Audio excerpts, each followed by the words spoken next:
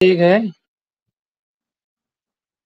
कुछ ऐसा रैम बना हुआ, हिल बना हुआ, ठीक है, रोलर कोस्टर राइड है, ठीक है, तो यहाँ पे रोलर कोस्टर है एक, ये ऊपर जाएगा थोड़ा, ये हमारे पास स्लोप बना है, स्लोप के ऊपर जाएगा, फिर नीचे आएगा, फिर ऊपर जाएगा, ऐसा नीचे आएगा, ठीक है।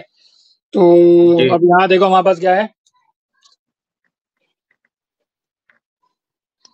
यहाँ पे हमारे पास अगर ग्रेविटेशनल पोटेंशियल एनर्जी, ठीक है, ग्रेविटेशनल पोटेंशियल एनर्जी कितना है, सपोज करो 10 जूल है, मैक्सिमम।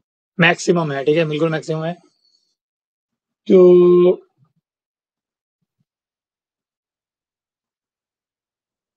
ये जब हाइट अटेन करेगा तो भी यहाँ पे मैक्सिमम होगी, हाइट अटेन करेगा तो ग्रेविटेशनल पोटेंशियल एनर्जी मैक्सिमम होगी ना, जी ये इतनी ऊंचाई पे आया तो ग्रेविटेशनल पोटेंशियल एनर्जी मैक्सिमम होगी।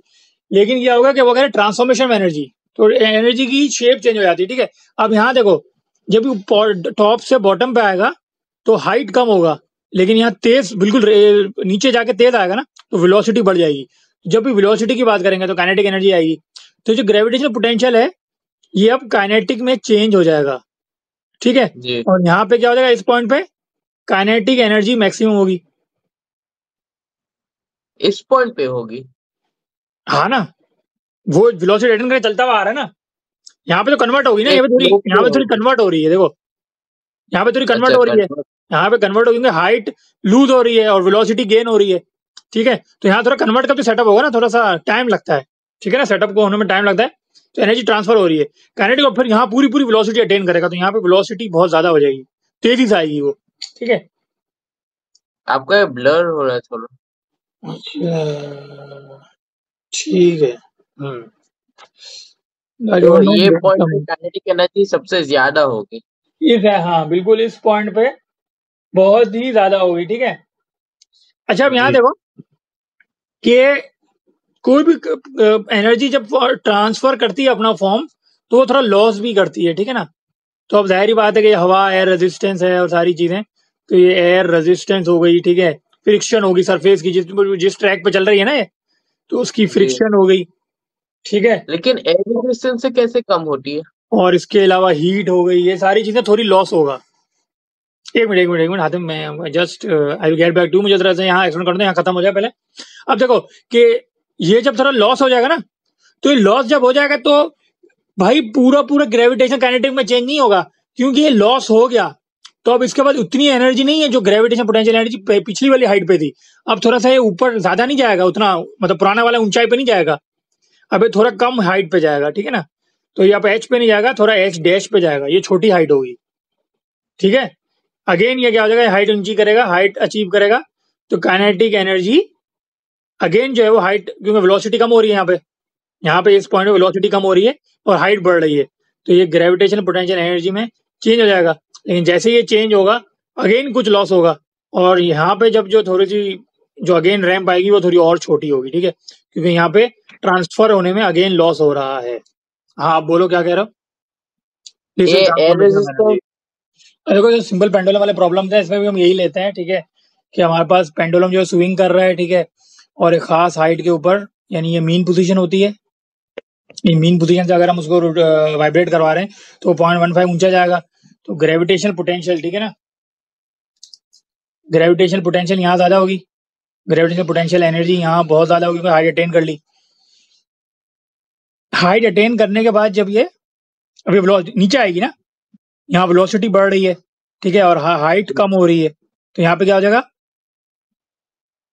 काइनेटिक से जब एनर्जी नीचे आ जाएगी, हाँ, तो यहाँ पे काइनेटिक एनर्जी यहाँ मैक्सिमम होगी, ठीक है।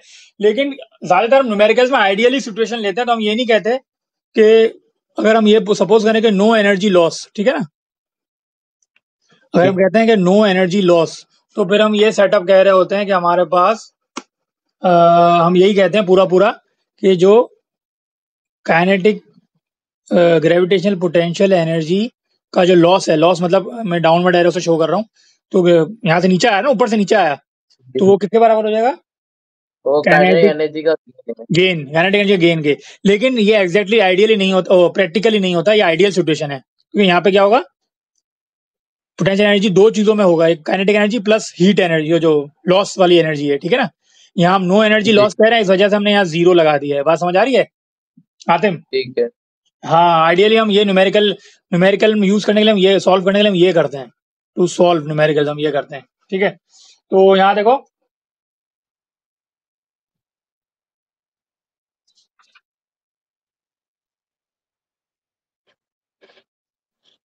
हमारे पास एक फॉर्मूला आ जाएगा इसका, पेंडुलम के हवाले से हम कहते हैं। तो वो फॉर्मूला क्या है, देखो ग्रेविटेशनल पोटेंशियल एनर्जी हमारे पास होती है mgh, और काइनेटिक एनर्जी होती है हाफ mv स्क्वायर, ठीक है ना। तो m और m कैंसिल हो गया, तो ये आ जाएगा 2gh equal to v square, और v होता है रूट tgh। ये मतलब अगर ये 2G के कहाँ से आता है? 2 वहां चला गया ना बेटा, gh और हाफ mv हाँ स्क्वायर है, 2 बिकम्स 2gh, v ठीक है स्क्वायर ठीक था, है। v निकालना है, रूट ले लिया, ठीक है। तो यहाँ